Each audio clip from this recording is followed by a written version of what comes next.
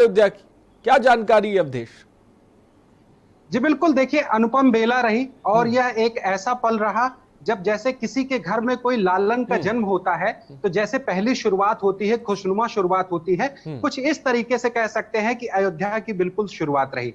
कल जिस तरह से एक पावन कार्यक्रम का आयोजन अयोध्या धर्म नगरी में हुआ, जिस तरीके से भूमि पूजन हुआ, पूरे विश्व पटल पर इसकी एक अनूठी पहचान बनी, जिसके बाद अब ये बड़ा ही ऐतिहासिक दिन के तौर पर देखा जाने लगा है। और आज की सुबह बड़ी ही सुहावनी रही और मैं आपको बता दूं कि इंद्रदेव और तमाम देवताओं की भी ऐसी कृपा है कि आज मौसम इतना सुहावना है कि आप देख सकते हैं, बढ़िया हवाएं चल रही हैं। अवधेश मैं चाहूंगा कि आप बोलिए, लेकिन तस्वीरें भी अगर कोशिश करिए कि अपने कैमरा पर्सन से के दिखाएं आप कहां पे खड़े हुए हैं। एक बार मैं चाहूंगा कि दर्शकों को दिखाएं। उस कार्यशाला में हूं जिस कार्यशाला के पत्थर भगवान श्री राम जन्मभूमि की गवाही बनेंगे। मैं इस पत्थर को आपसे जरा नजदीक से भी दिखाता हूं, जो ये तराशे गए हैं, जरा आप देखिए इनमें कितनी बारीकी कलाकृतियां की गई हैं और किस तरह से हर एक अंश को कितनी बारीक पहचान दी गई है। और यही वो कलाकृति है जो भगवान श्री राम जन्मभूमि के उस धरोहर की पहचान बनने वाली है। और आज का मौसम भी बहुत ही प्यारा और सुहावना है। हमारे साथ कई मेहमान और कई लोग भी हैं जो इसकी गवाही देंगे और इस बात से जुड़ेंगे। और हमारे साथ अयोध्या से कथावाचक चंद्रकला जी हैं, जो कि अयोध्या में लगातार कथा कहती रही हैं। अयोध्या में श्री राम जी के गुणगान वो पूरे विश्व में करती आई हैं। मैं उनसे जानूंगा कि जिस तरीके से अयोध्या के श्री राम जी का, राम जी तो खैर सबके हैं, लेकिन अयोध्या में जन्मे श्री राम जी का गुणगान आप पूरे विश्व पटल पर करती रही हैं। कल अयोध्या को एक नई पहचान मिली जन्मभूमि के रूप पर, इसको आप कैसे देखती हैं?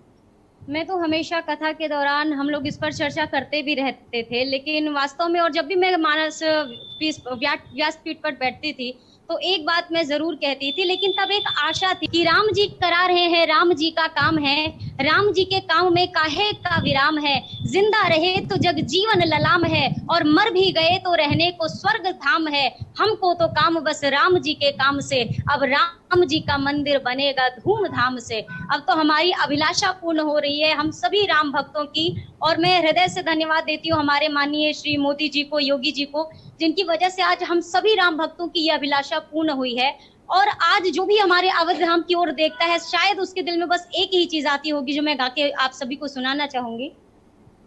नगरी हो अयोध्या सी, रघुकुल सा घराना हो, चरण हो राघव के जहाँ मेरा ठिकाना हो, सरयू का किनारा हो, निर्मल जलधारा हो, दर्श मुझे भगवन जिस घड़ी तुम्हारा हो। तो मैं आपको भी बारंबार बधाई देती हूँ और सभी अपने राम भक्तों को भी बधाई देती हूँ कि ये शुभ बेला हम सभी के जीवन में आया हो।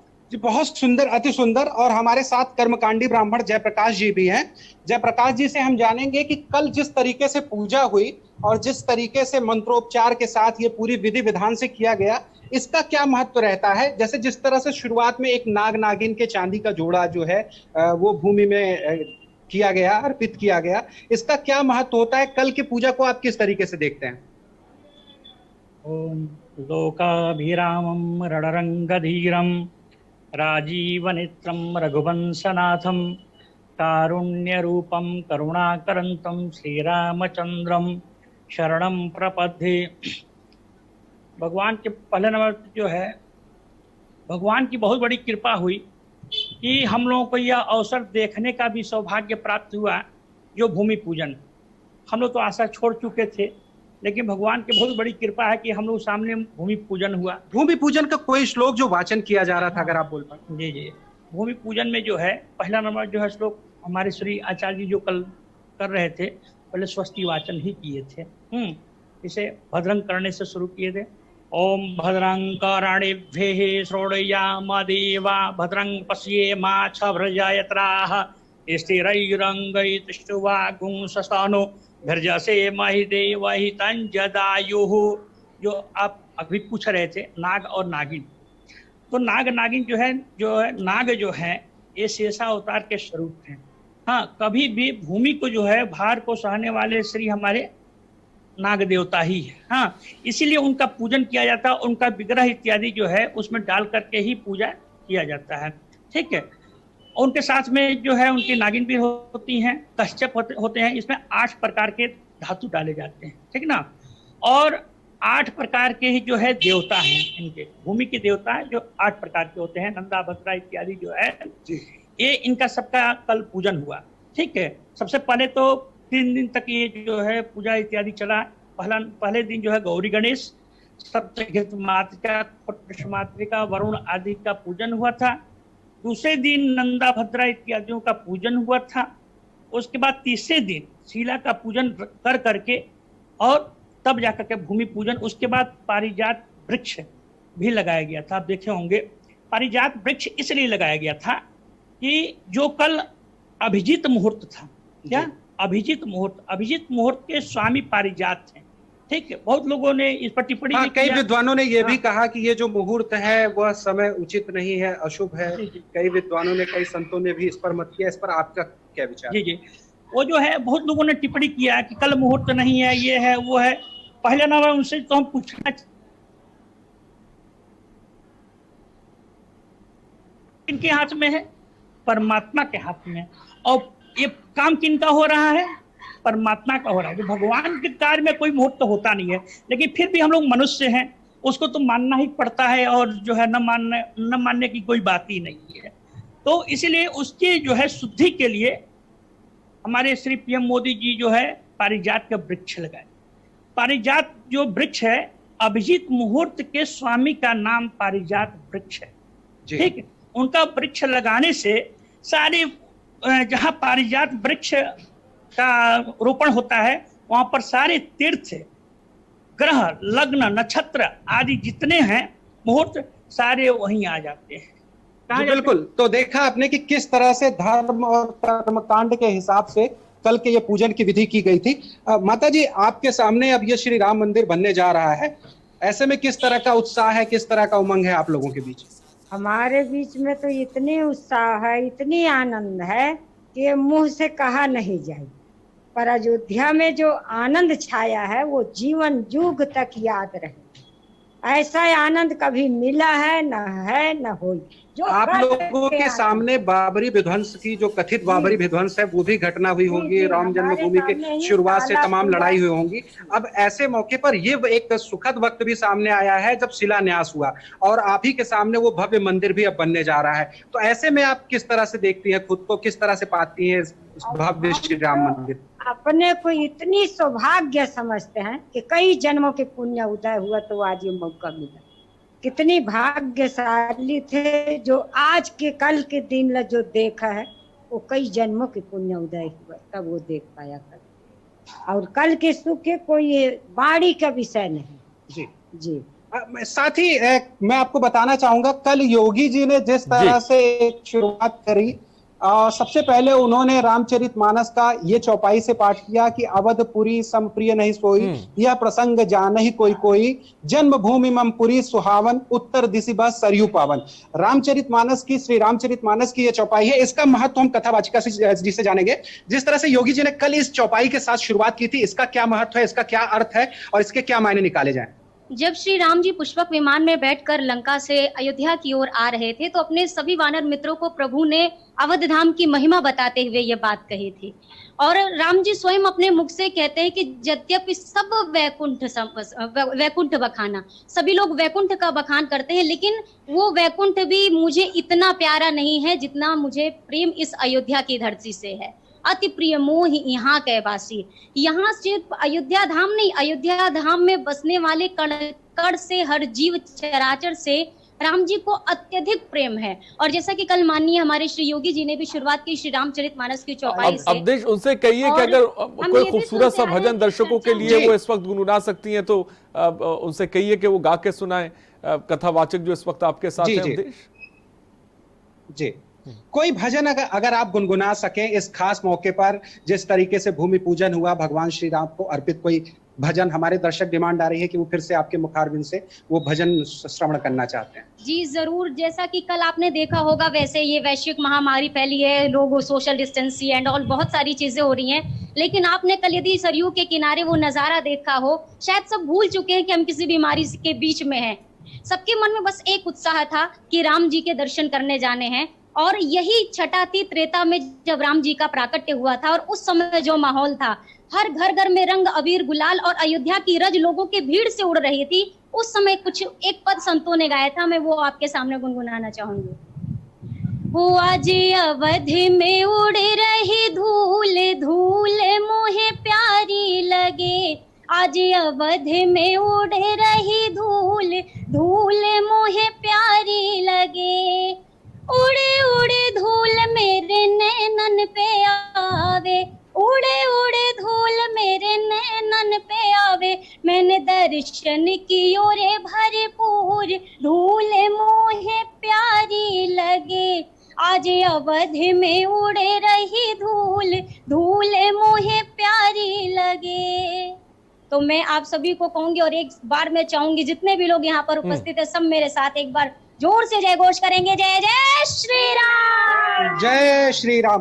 खास मैं आपको बताना चाहूंगा कल जिस तरह से मोदी ने अपने अवधेश मैं चाहूंगा, इस वक्त आप कार्यशाला में खड़े हुए हैं, उसके आपके पीछे अब जो है शिलाएं भी बड़ी बड़ी देख रहे हैं, एक बार कार्यशाला को दिखाएं, कार्यशाला में अब काम किस तरह से रफ्तार पकड़ रहा है, क्योंकि अब लोग बहुत ज्यादा उम्मीदें हैं लोगों को कि जल्द से जल्द राम मंदिर बनके तैयार होगा।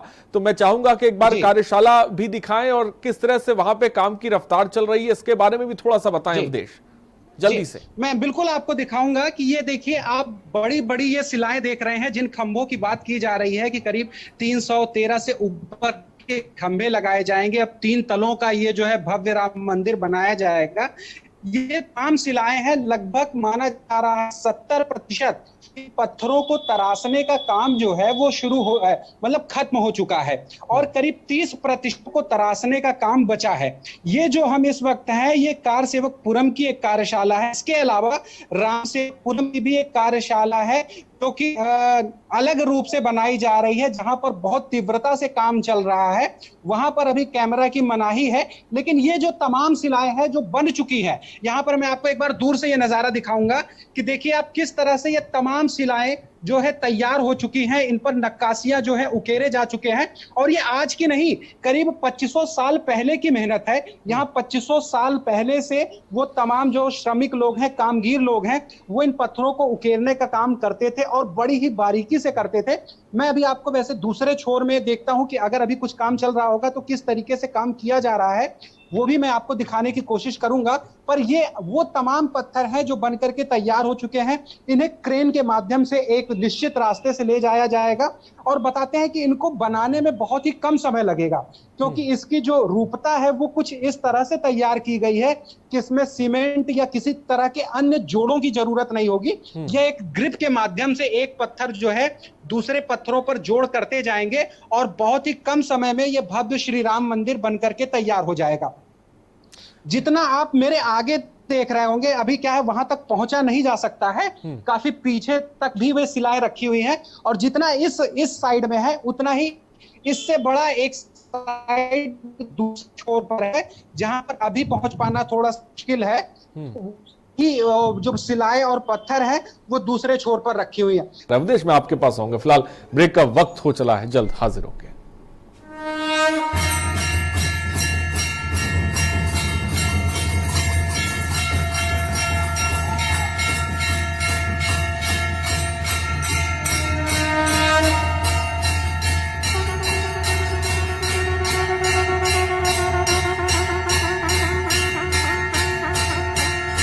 रामचंद्र की जय सिया राम।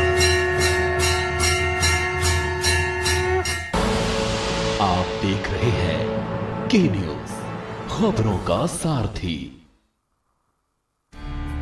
देश के खिलाफ कोई भी आवाज अब नहीं है बर्दाश्त। राष्ट्र से बड़ा कौन, अब नहीं रहेंगे मौन। परवाह देश की, सोमवार से शुक्रवार रात 10 बजे TV9 भारतवर्ष, अब तो सब देख रहे हैं। आप देख रहे हैं के न्यूज, खबरों का सारथी।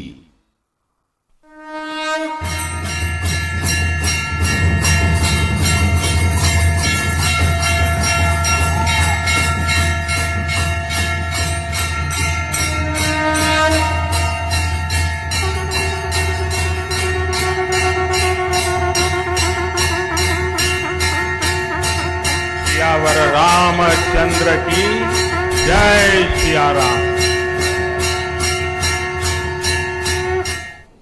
ब्रेक के बाद आपका स्वागत है। जी हां, जय श्री राम। और आज हम अयोध्या की पहली सुबह के बारे में आपको बता रहे हैं, क्योंकि उस सुबह पर सबकी निगाहें भी टिकी हुई हैं, क्योंकि अब भूमि पूजन हो चुका है, आधारशिला रखी जा चुकी है। अब देखना यह है कि राम मंदिर में जो कार्यशाला, जैसा कि थोड़ी देर पहले हमारे सहयोगी अवधेश दिखा रहे थे कि कार्यशाला में 70% काम पूरा हो चुका है शिलाओं का, 30% जो है वो काम किया जा रहा है।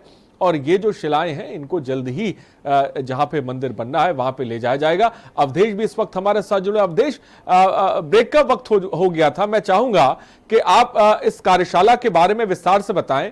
जहां पे राम जन्मभूमि है वहां से कार्यशाला कितनी दूर है, और कार्यशाला ऐसी कितनी है जो अयोध्या में बनाई गई है, यहाँ पे कितने प्रतिशत काम हो चुका है, कितने प्रतिशत अब वहां पे काम जो है बाकी है, और ये जो बड़ी बड़ी आधारशिलाएं हैं इनको कैसे वहां तक पहुंचाया जाएगा और कब पहुंचाया जाएगा, इसके बारे में भी थोड़ा सा बताएं अवधेश। जी देखिए, यहाँ पर 3 कार्यशाला है। एक बीएचपी की, एक कार सेवकपुरम की कार्यशाला है, एक राम जन्मभूमि कार्यशाला है और एक राम सेवकपुरम कार्यशाला है। 3 ऐसी जगह है जहां पर ये शिलाएं रखी गई हैं और इनकी नक्काशी का काम करीब 25 वर्षों से लगातार पूरा किया जा रहा है। इस पर कई जगह काई भी जम गई थी, जिनकी सफाई का काम किया गया है, क्योंकि ये पत्थर रखे रखे जो है इनमें मैल जम गई थी। अब इनकी इतनी सफाई कर दी गई है जिसकी वजह से ये बिल्कुल क्लियरिटी आपको बहुत ही साफ सुथरी दिखाई दे रही होगी। मैं आपको इसका एक दूसरा छोर भी दिखाता हूं। हालांकि अभी क्या है, लोगों का आवागमन बहुत ज्यादा था, तो यहाँ पे जो मशीनें चलती हैं उन मशीनों को बंद कर दिया गया था ताकि किसी तरह की कोई दुर्घटना ना हो। लेकिन मैं आपको वो बड़ी बड़ी मशीनें दिखाता हूं जिनसे जो है ये इनकी कटाई और छटाई का काम जो है किया जा रहा था। आप देखिए मेरे पीछे एक विशाल काय ये कटर नुमा एक ये रखा हुआ है, कटर रखा हुआ है। यही वो कटर है जिनसे इन शिलाओं को काटा जाता था। और उसके बाद ये नीचे जो है रेल से पटरी नुमा आप देख सकते हैं। इन पटरियों से एक रोलर के माध्यम से खिसका करके इनको एक स्थान से दूसरे स्थान तक पहुंचाया जाता था और उसके बाद उन कामगीरों को, उन शिल्पकारों को वो काम दे दिया जाता था जो छैनी और हथौड़े से बहुत ही बारीकी के साथ हर एक छोटी छोटी नक्काशियों को जो है निकालते थे। हमारे एक और देखिए, मैंने जैसे अभी आपको दिखाया कि तमाम वो राजस्थानी कलाकृतियां, वो शिल्प कलाकृतियां जो है पत्थरों पर उकेरी गई हैं। ठीक इसी तरह से एक दूसरे छोर पर आप देखिए, यहाँ पर भी तमाम विशाल पत्थर जो है रखे हुए हैं। और ये इनको आपने बात की पहुंचाने की, तो ये 3 ऐसी कार्यशाला है जो नगर के एक छोर पर है और यहाँ से राम जन्मभूमि की दूरी तकरीबन 2 किलोमीटर है। अगर हम बात करें तो अयोध्या बहुत बड़ी नहीं है, मात्र 5 कोस की छोटी सी अयोध्या है और इनको जो है ले जाने का काम जो है क्रेन के माध्यम से किया जाएगा। यहाँ से आउटर जो है एक टेढ़ी बाजार एक जगह पड़ती है। टेढ़ी बाजार के पास से एक रास्ता निकाला जा रहा है जो कि राम जन्मभूमि का चौथा गेट रहेगा। उस गेट पर जो है यहाँ से क्रेन पे और ट्रकों पे उन पत्थरों को लादा जाएगा और उसके बाद आउटर से होते हुए, ताकि अयोध्या के बीच का मार्ग जो है किसी तरह से ना रुके। और अयोध्या के मार्ग अभी उतने चौड़े नहीं है कि इन बड़ी बड़ी शिलाओं को ले जाया जा सके। तो यहाँ से एक जो है काशी राम मार्ग से होते हुए, टेढ़ी बाजार से होते हुए फिर राम जन्मभूमि की उस जगह पर तक ये पहुंचाया जाएगा जहां पर जो है मंदिर का भव्य निर्माण होगा। हमारे साथ यहाँ पर कई ऐसे लोग हैं जो बचपन से इन शिलाओं को बनते हुए देखते आए हैं। ये महाराज जी भी हैं जो कि अयोध्या में ही रहते हैं, अयोध्या में ही पैदा हुए और अयोध्या में ही हमेशा रहते हैं। इनसे हम जानेंगे। महाराज जी, आप ये बताइए कि इन शिलाओं को कब से आप बनते हुए देख रहे हैं? जय श्री राम। ये तो हम लगभग 25 साल तो हो गया होगा। हाँ, तो 25 साल से मैं देख रहा हूँ ये बनते हुए।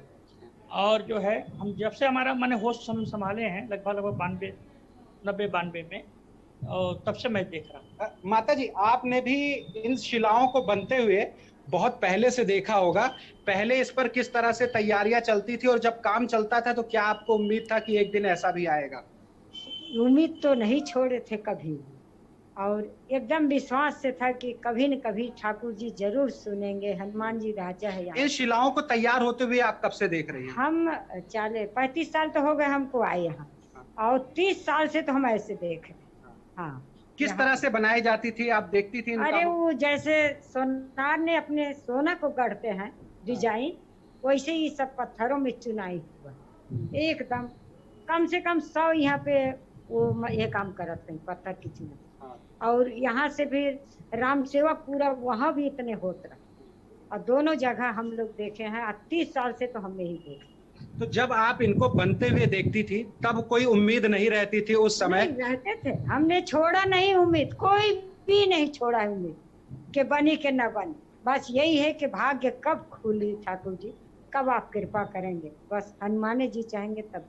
तो यही सोचे थे और यही विश्वास आज मोदी और योगी ने पूर्ण कर दिया। उनके मंगल हो और जय जयकार हो। ये जी बिल्कुल, कानूनी लड़ाई का दौर तो चलता रहा, लेकिन भक्तों की उम्मीद लगातार कायम रही और उन्हीं के चलते इन शिलाओं को जन्मभूमि के ऑर्डर होने से पहले ही तैयार किया जाता रहा, ताकि उनको उम्मीद थी, क्योंकि उनको पता था, उनको भरोसा था कि कभी न कभी वो भव्य दिन आएगा जिस दिन भगवान श्री राम का ये भव्य मंदिर तैयार होगा।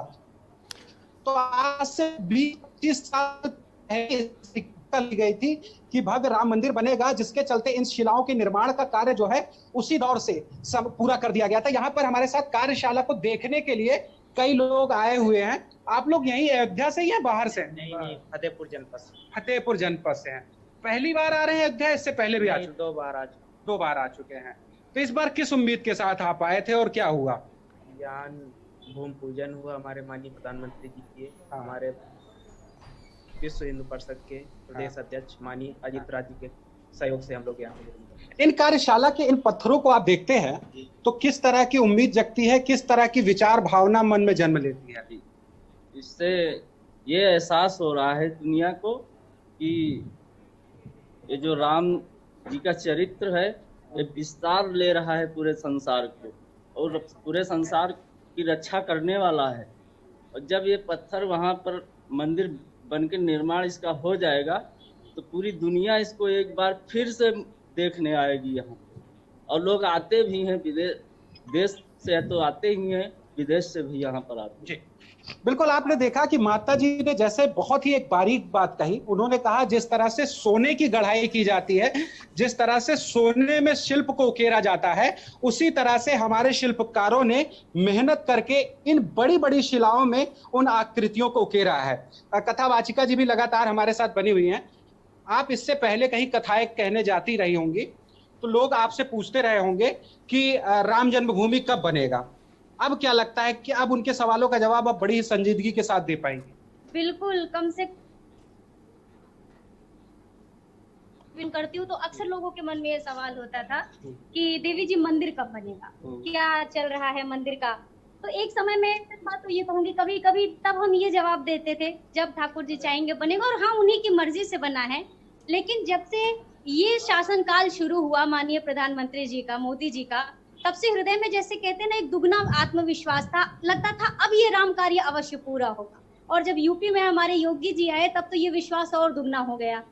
और वास्तविकता में देखने में हम आज सभी लोग प्रत्यक्षदर्शी हैं इस चीज के। आज ये मंदिर का कार्य, ये शिलाएं भी आज धन्य हो गई। चाहे कोई ग्रह की बात करे, नक्षत्र की बात करे, लेकिन मैं मानस की कथा कहती हूँ, प्रभु की सेवा मिली है। एक चीज मैंने उसमें पढ़ा है, लोगों ने सुना भी होगा कि जोग लगन ग्रहवार तिथि सकल भय अनुकूल, चर अरु अचर हर्ष जुत राम जन्म सुख मूल। जमाने वालों जिस दिन राम धनुष उठ जाएगा तब मंदिर बन जाएगा ना। मैं हमेशा ये चीज कहती थी, शायद राम लला थे इसीलिए उन्होंने इतने वर्षों तक टेंट में बैठकर बिता दिया, क्योंकि हमारे राम लला हैं, धनुर्धारी राम श्री होते ना तो आज ये बेला बहुत पहले आ चुकी होती। लेकिन कहते हैं ना कि प्रतीक्षा का जो फल होता है बहुत मीठा होता है, और उस सुख की अनुभूति आज हम सभी अयोध्यावासी कर रहे हैं। जी बिल्कुल, जिस तरीके से हमेशा भगवान का जो जीवन रहा वो मर्यादाओं से बंधा रहा, जिसी के चलते उनको पुरुषोत्तम कहा गया। अब ऐसे में भगवान श्री पुरुषोत्तम जी का रामलला का मंदिर बनने जा रहा है और आपके सामने ही वो भव्य विशालकाय गगनचुंबी इमारत बनेगी। हालांकि उसका जो है 3D लेयर भी, उसकी जो है इमारत का व्यू भी सामने आ चुका है। ऐसे में उस इमारत को आप जब देखती हैं, मेरा तो रोम रोम प्रफुल्लित हो जाता है, मेरा तो जो है पूरा चेहरा मुस्कान से खिल जाता है। आपका कैसा अनुभव रहता है? और आपके पास भी कल कई लोगों के फोन आए होंगे जहां जहां आप कथा कहने जाती है, उनका क्या अनुभव रहा? क्या कुछ उन्होंने अनुग्रह किया आपसे? आप मंदिर के उस व्यू की बात कर रहे हैं, मैं आपसे एक चीज शेयर करूं। मैंने केवल अपने मोबाइल के स्टेटस में जन्मभूमि का जो भूमि पूजन का प्रसाद वितरण हुआ, जो लड्डू बने थे यहाँ पर, मैंने उस चीज की फोटो लगाई और आप विश्वास नहीं करेंगे, मेरे पास इतने फोन और मैसेज आए केवल उस प्रसाद के दर्शन करके। उस प्रसाद के दर्शन मात्र से लोगों ने इतने फोन कॉल्स किए कि आप धन्य हैं, आप भाग्यशाली हैं कि आपको ये प्रसाद आपके हाथ में है। और वास्तव में वो नजारा अभी हम टीवी पे देखते हैं तो ऐसा लगता है आंखों में आंसू भर आते हैं। आपने कहा कि आपके पूर्वज और आपके जो लोग रहे हैं, पुराने लोग, वो भी इस कार सेवा में हिस्सा ले चुके हैं। तो ऐसे में क्या कभी उन्होंने कोई बात आपसे शेयर की हो जो आपको आज याद आती है? जी हाँ, जैसे एक बहुत चर्चित नाम उमा भारती जी का नाम आपने सुना है, तो उमा भारती जी के ही अनुभव मैंने कई बार सुने हैं और चूंकि मार्गदर्शक मंडल में भी वो रही हैं, कल्याण सिंह जी का आशीर्वाद भी मुझे प्राप्त हुआ है। तो जब उनके अनुभव सुनने को मिलते हैं तब आप विश्वास नहीं करेंगे कि कहां से वो अदम्य साहस आता है और कहां से इतना साहस ईश्वर अवतरित करता है उन लोगों के अंदर। अवधेश, थोड़ी सी वक्त की कमी है। बहुत अच्छा जो युवक मध्य प्रदेश के गुना से आए हैं, हर दिल में जोश भरा है, जय श्री राम कि उन्हीं ने जो है धुन गुनगुनाई और ये यही नज़ारा हर जगह देखने को मिला। तमिलनाडु से भी संत आए, उनसे अवधेश ने बात करी, गुना से भी आए, फतेहपुर से भी तमाम लोग आए जिनको पहले रोक दिया गया था सुरक्षा इंतजामात के चलते। बहुत बहुत शुक्रिया अवधेश हमसे जुड़ने के लिए और कार्यशाला से तमाम जानकारी देने के लिए। तो शिलान्यास के बाद अयोध्या का आज पहला दिन हमने आपको दिखाया। फिलहाल खास पेशकश में इतना ही, बने रहिए हमारे साथ। नमस्कार।